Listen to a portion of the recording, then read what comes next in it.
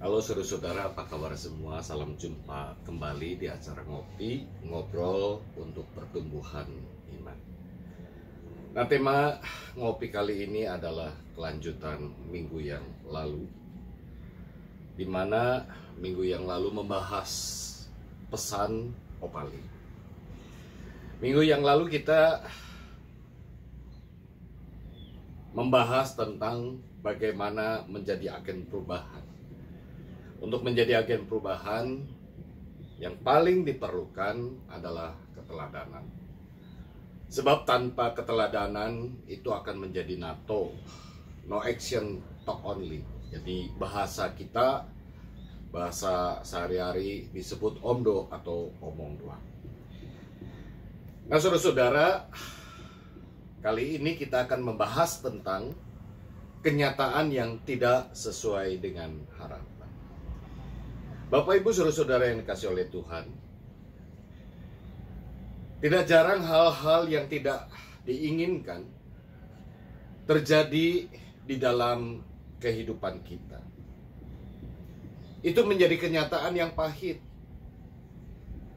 Kita merasa hidup ini seakan tidak berpihak pada kita.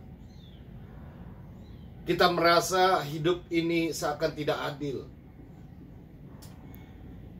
Nah kemudian yang paling perlu untuk menjadi pertanyaan bagi kita adalah ketika itu terjadi bagaimana kita menyikapinya. Nah saudara-saudara, beberapa waktu yang lalu ada seseorang yang datang kepada saya. Lalu ia bercerita tentang apa yang sedang ia alami saat ini. Nah menurut ceritanya sudah lama ia merencanakan untuk membuka gerai makanan. Dan ia menginvestasikan cukup banyak dana untuk mewujudkan impiannya itu. Nah pertengahan tahun yang lalu segala persiapan ia lakukan. Ia melakukan kontrak untuk sewa gedung, lalu merapikan semua bagian untuk didesain sedemikian rupa supaya orang nyaman ketika masuk ke gerai makanan. Lalu ia membeli barang-barang yang dibutuhkan. Ya perabotan, ini, itu, dan seterusnya, dan sebagainya. Nah ia tidak pernah lupa saudara-saudara, dalam usahanya itu ia selalu berdoa, mohon kekuatan dan pertolongan Tuhan. Dengan satu harapan Tuhan memberkati dan melancarkan segala rencananya ini. Nah sesuai rencana saudara-saudara, gerai itu akan dibuka awal tahun 2020 ini. Tetapi untung tak bisa diraih, malang tak bisa ditolak. Gerai makanan belum juga dibuka, tetapi badai sudah datang menerpa. Virus corona telah membuat harapannya seakan-akan menjadi kandas. Nah selama periode PSBB tidak bisa melakukan ini. Tidak ada penghasilan dan naasnya saudara-saudara ia harus melunasi semua hutang-hutangnya dan ia tidak punya dana untuk membayarnya. Jelas sedih, jelas kecewa. Kenyataan pahit itu membebani pikirannya sehingga ia menjadi sakit. Bapak Ibu saudara-saudara yang dikasih oleh Tuhan, memang tidak ada seorang pun yang bisa mengetahui apa yang bakal terjadi di depan kita. Kita hanya bisa berharap, kita hanya bisa merencanakan segala sesuatu, tetapi kenyataan hidup kadang memang bergulir, berjalan ke arah yang tidak pernah kita duga dan harap. Misalkan kita sebagai orang tua pasti berharap di masa tuanya bisa hidup tenang dan bahagia. Tetapi tidak sedikit yang harus terus mencari nafkah demi bisa mencukupi segala kebutuhan keluarga. Ada orang di masa tuanya berharap bisa tetap sehat, tetapi kenyataannya ia harus mengalami sakit dan terbaring tak berdaya. Dana yang dikeluarkan tidak sedikit, kesusahan demi kesusahan harus terus dialami. Orang berharap setelah bekerja ia bisa membeli rumah, sekalipun mungkin cukup sederhana, tetapi itu bisa membuat keluarganya berteduh. Lalu orang mengambil cicilan rumah. Tetapi kondisi saat ini telah membuatnya menjadi jobless. Ia kehilangan pekerjaan karena di PHK. Cicilan rumah tidak bisa terbayarkan, sedangkan kebutuhan hidup harus terus dipenuhi. Ada orang yang mengaku setelah menjadi pengikut Tuhan, awalnya ia berharap hidupnya bakal senang dan segala rencana bisa berjalan dengan lancar. Tetapi kenyataannya ia harus mengalami pergumulan berat karena selalu belajar untuk hidup benar. Ya, banyak saudara-saudara orang yang harus merasa sedih dan kecewa karena kenyataan yang terjadi tidak sesuai dengan harapannya. Nah, di Alkitab banyak mengisahkan para tokohnya yang harus mengalami pergumulan seperti itu. Misalnya Yusuf.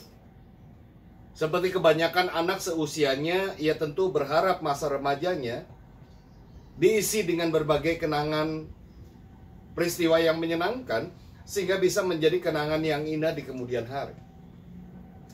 Tetapi kenyataan berkata yang lain. Saat remaja ia justru dibuang oleh saudara-saudaranya sendiri, terpukul. Dan ia harus terlunta-lunta di negeri orang, menjadi budak yang tidak punya harga diri. Padahal ketika di rumah, ia begitu disayang. Sebagai seorang budak, ia harus menghabiskan seluruh waktunya untuk meladeni kebutuhan majikannya. Dan ironisnya, ia sudah melakukan semua yang baik dan benar, tetapi ia justru difitnah. Ia dipenjarakan. Siapa yang pernah bisa menduga? Begitu juga Paulus, Rasul Paulus. Nama besarnya tidak menjamin hidupnya tanpa masalah. Sekalipun seluruh hidupnya sudah ia abdikan untuk melakukan pelayanan, tetapi ia tidak terbebas dari pergumulan yang berat. Ya, kita tahu pergumulannya, saudara-saudara. Selain ia diburu dan akan dibunuh oleh orang-orang Yahudi, ia juga ketulusannya masih diragukan oleh para pengikut Tuhan yang lain. Padahal ia berniat melayani, ia sudah tunjukkan dengan sebaik-baiknya. Orang hanya melihat track recordnya yang masa lalu yang buruk itu. Sehingga di dalam pergerakan kadangkala ia merasa tidak nyaman. Selain kedua pergumulan itu, ternyata ia juga punya pergumulan yang lain. Ada duri di dalam dagingnya yang selalu mengganggu kehidupan. Ia bermohon kepada Tuhan berkali-kali agar berkenan mengangkatnya. Tetapi saudara-saudara, kita tahu apa jawab Tuhan kepadanya.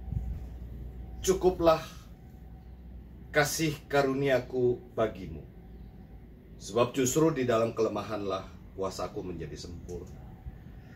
Dalam arti saudara-saudara, sepanjang kehidupannya Paulus harus memiliki duri dalam daging. Sepanjang hidup. Nah, Bapak Ibu saudara-saudara yang dikasih oleh Tuhan,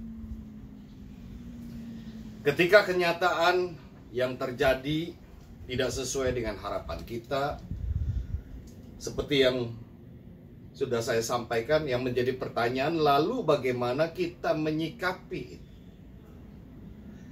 Nah, berikut ini adalah hal-hal yang bisa menjadi perenungan kita semua untuk acara ngopi kali ini. Hal yang pertama, saudara-saudara, merujuk peristiwa pahit yang pernah dialami oleh Ayub. Kita menjadi tahu bahwa Tuhan mengizinkan hal-hal pahit dan buruk terjadi di dalam kehidupan kita. Tuhan mengizinkan kenyataan pahit itu terjadi di dalam kehidupan kita. Untuk apa? Kita mungkin berpikir, bukankah Tuhan Maha Kuasa dan hal-hal yang buruk itu bisa Tuhan singkirkan dari kehidupan kita? Nah, saya akan membacakan saudara-saudara Yesaya 48 ayatnya yang ke-10. Yesaya 48 ayatnya yang ke-10. Sesungguhnya aku telah memurnikan engkau. Saya ulangi. Sesungguhnya aku telah memurnikan engkau, namun bukan seperti perak. Tetapi aku telah menguji engkau dalam dapur kesengsaraan. Kita tahu emas, saudara-saudara. Emas yang indah itu tentu tidak akan indah ketika ia masih dalam bentuk bongkahan. Ia menjadi indah tentu karena setelah diproses, dibakar, dibentuk, barulah setelah itu kilauan dan keindahannya akan terlihat dan tentu memiliki harga yang tidak murah. Begitu juga dengan intan atau berlian. Harganya akan semakin mahal, saudara-saudara, bukan ketika masih dalam bentuk bongkahan, tetapi setelah diproses yang membutuhkan uang. Kita harus diproses melalui berbagai peristiwa yang membuat kita harus bergumul, agar iman kita makin kuat dan dewasa. Seperti yang tadi saya bicarakan tentang Yusuf, yang kehilangan masa remaja yang indah. Yusuf setelah melewati semuanya, pada akhirnya ia tampil sebagai pribadi yang luar biasa. Alkitab menceritakan bahwa Yusuf menjadi tangan kedua Firaun saat itu, Raja Firaun, Raja Mesir. Ternyata ia harus mengalami masa-masa yang berat, masa-masa yang tidak menyenangkan, agar suatu saat ia bisa menjadi penolong bagi keluarga dan kaumnya. Begitu juga melalui kesaksian hidup Paulus, kita mengerti bagaimana beriman yang teguh. Tulisan-tulisan yang menghiasi sebagian besar kitab Perjanjian Lama telah menolong kita untuk belajar beriman dan melayani Tuhan dengan benar. Kira-kira begitu, saudara.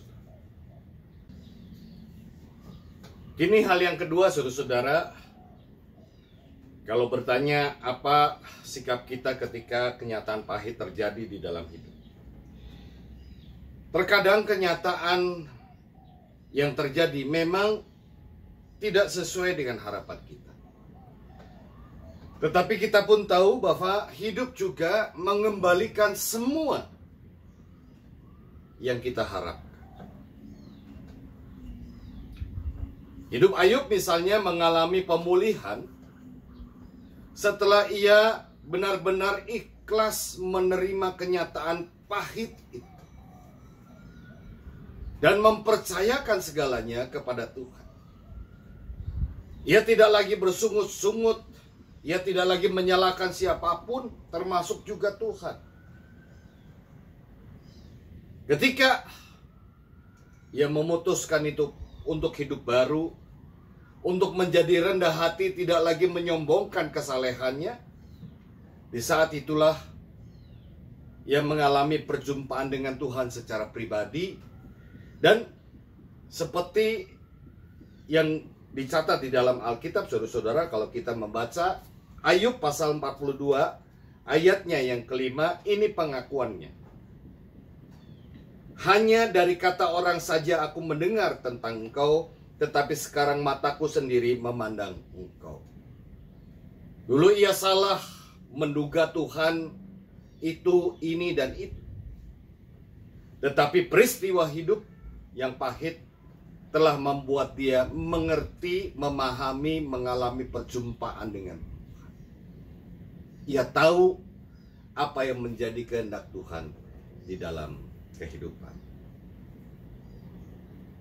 Hanya berbeda dengan orang muda yang kaya raya, seperti yang diceritakan di dalam para penginjil, yang ingin mendapatkan hidup kekal. Ia bertanya kepada Tuhan bagaimana caranya untuk mendapatkan kehidupan yang kekal. Ia merasa sudah melakukan segalanya. Ia merasa sudah menaati semua perintah Tuhan. Tetapi ketika Tuhan memintanya untuk menjual seluruh hartanya, ia tidak bersedia. Artinya ia tidak ikhlas untuk melepaskan segala sesuatu. Ia tidak bersedia menjadikan Tuhan sebagai prioritas hidupnya. Maka hasilnya ia tidak mendapatkan apa-apa. Ia pergi dengan hati yang sedih. Nah, saudara-saudara, kenyataan pahit sebenarnya mengajarkan kita untuk makin dekat pada Tuhan, sehingga kita bisa ikhlas dan tabah untuk menghadapi segala peristiwa yang tidak sesuai harapan. Kira-kira begitu. Nah, sekarang hal yang ketiga, saudara-saudara, hal yang terakhir. Mungkin saat ini Anda sedang mengalami sakit. Mungkin juga Anda sedang kehilangan pekerjaan. Kehidupan menjadi sulit.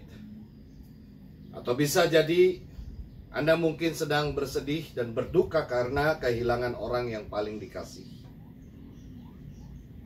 Semuanya itu menjadi pengalaman yang begitu pahit, yang menyesakan. Tetapi begitulah saudara-saudara, kehidupan ini seringkali menghadirkan saat-saat yang sulit untuk kita terima. Tetapi kita pun tahu bahwa pil pahit yang harus kita telan itu bisa menolong keadaan kita menjadi lebih baik. Pil pahit itu menolong kita untuk bisa sembuh. Pil pahit itu bisa menolong kita untuk pulih kembali. Nah, Paulus membahasakan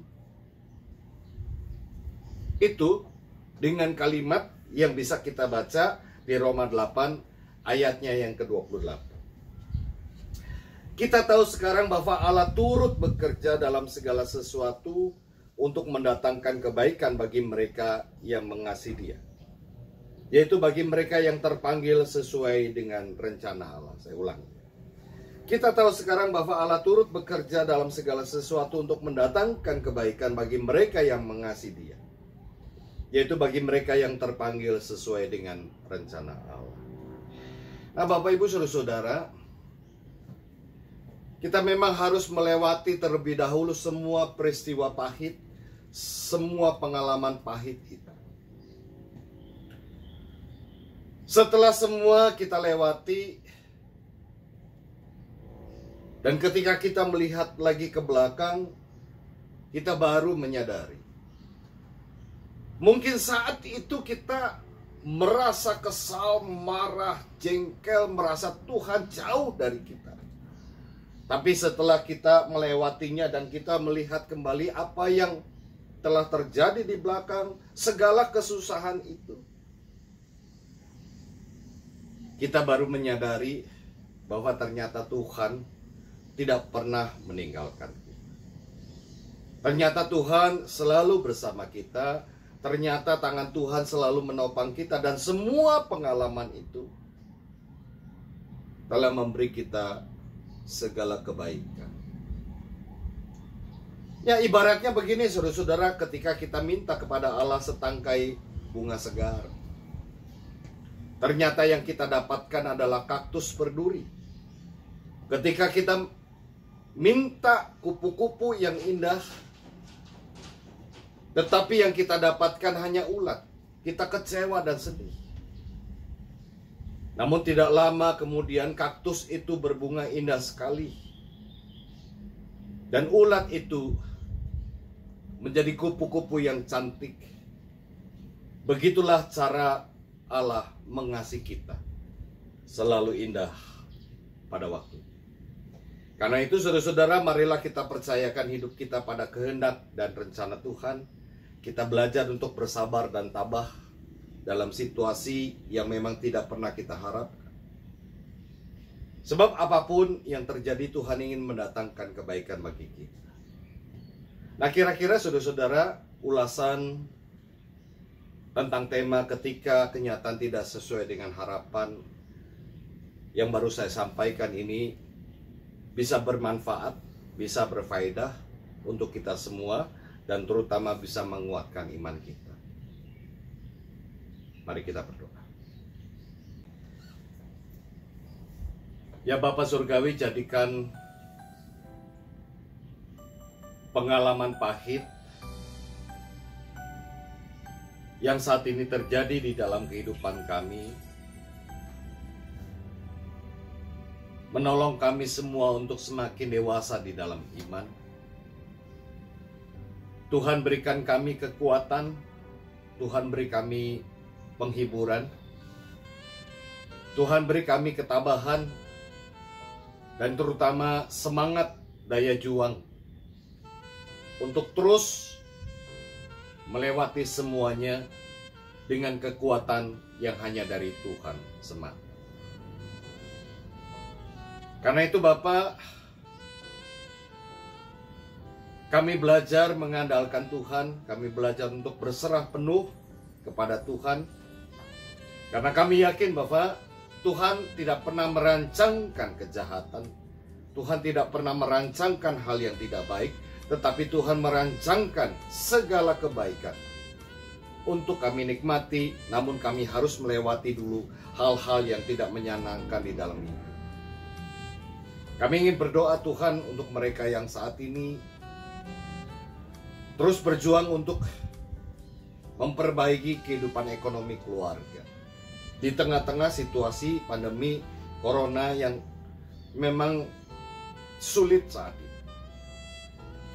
Engkau berkati mereka.